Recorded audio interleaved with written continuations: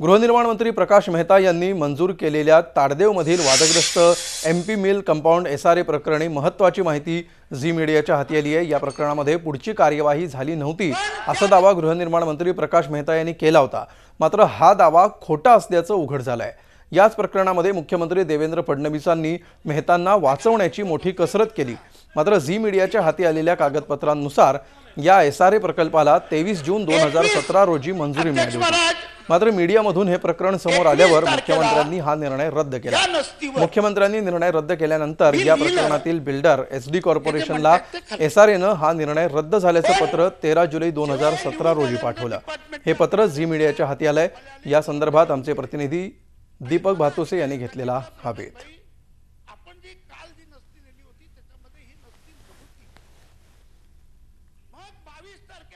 चर्चा करायला आम्ही गेलो होतो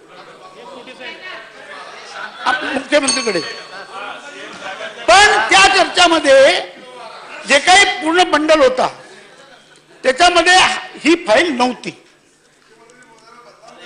ऐका ना, मी बोलतो, क्लिअर करतो ना, ही नसती, त्याच्यामध्ये नव्हती।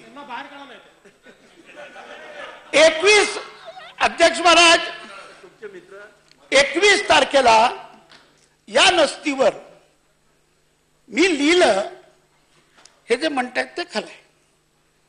पण जेव्हा हे लिहून झाल्यानंतर डिपार्टमेंटच्या अधिकाऱ्यांच्या कडून फले आले आणि परत ते घेऊन गेले आणि मला अधिकाऱ्यांनी सांगितलं, प्रकाश भाई, आपण जी काल जी नसती नेली होती त्याच्यामध्ये ही नसती नव्हती।